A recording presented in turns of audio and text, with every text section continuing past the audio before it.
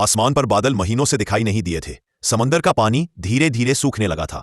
समुद्र किनारे रहने वाली जलपरी की चमक अब फीकी पड़ने लगी थी। उसकी नीली फिरोजी पूंछ कड़क हो रही थी, मानो पानी की कमी उसके जीवन को चूस रही हो। एक शाम तोता, चिड़िया और चूहा समुद्र किनारे पहुंचे। जलपरी रेत पर लेटी हुई थी, सांसें मुश्किल से चल रही थी। मैं ज्यादा देर नहीं बचूंगी, पानी खत्म हो रहा है, जलपरी ने कमजोर आवाज में कहा। यह सुनते ही चिड़िया की आंखों से आंसू निकल पड़े। तोता अपनी लाल चोंच दबाकर सोच में पड़ गया। चूहा, जो अक्सर डरपोक माना जाता था, पहली बार सबसे आगे आया। हम तुम्हें मरने नहीं देंगे, चाहे कुछ भी हो। तोता हवा में ऊंचा उड़ा। उसने देखा कि पहाड़ियों के पीछे बहने वाली नदी भी लगभग सूख चुकी है। चिड़िया दूर दूर तक उड़कर बारिश के बादलों को खोजती रही, लेकिन कहीं नहीं मिले। चूहा अपनी छोटी छोटी सुरंगों में घुसकर जमीन के नीचे पानी ढूंढता रहा। सब सूखा। तोता बोला, अगर पानी नहीं मिल रहा तो हमें पानी बनाना पड़ेगा। चिड़िया चौंकी, चूहा डर गया, लेकिन तोता मुस्कुराया। प्रकृति में हर चीज का हल होता है, बस ढूंढना पड़ता है। तोता ने बताया कि पहाड़ों के बीच एक नीलम गुफा है, जहां एक चट्टान से नील धून निकलती है, जिसे अगर सही तरीके से इकट्ठा किया जाए तो वह पानी में बदल जाती है। लेकिन समस्या थी, गुफा बहुत दूर थी और रास्ता बहुत खतरनाक।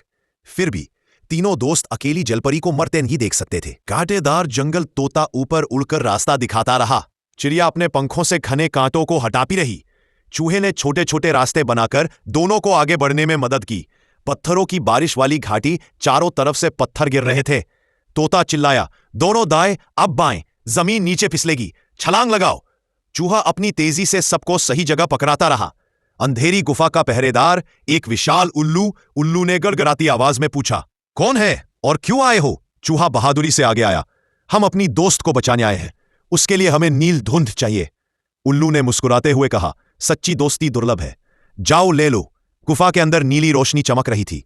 बीच में एक बड़ी चट्टान थी, जिससे ठंडी चमकती नील धुंध उठ रही थी। तोते ने पत्तों से एक बड़ा थैला बनाया। चिड़िया ने धुंध को अपने पंखों से उसमें धकेला। चूहा उसे बांधकर उठाने लगा। तीनों ने मिलकर नील धुंध को अमृत जैसे पानी में बदलने की तैयारी शुरू की। जैसे ही धुंध पूरी भरी, थैला भारी होकर चमकने लगा।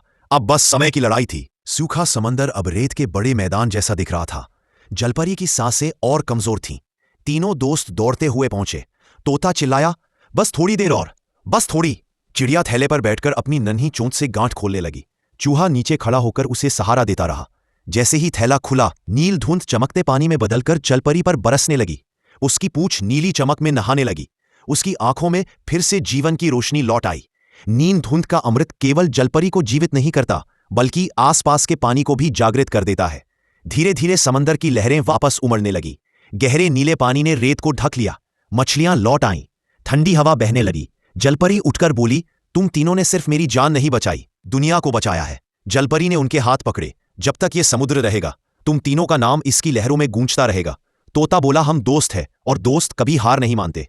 चिड़िया बोली, हम छोटे हैं मगर साथ हैं, यही हमारी ताकत है। चूहा मुस्कुराया, और जहां रोमांच होगा वहां हम फिर मिलेंगे। चारों हंसे। समंदर की हवा में दोस्ती की खुशबू फैल गई। ये है ना दोस्ती की बेमिसाल कहानी। कैसी लगी? ऐसी रोमांचक कहानी सुनने के लिए MR Tales हब को सब्सक्राइब करें।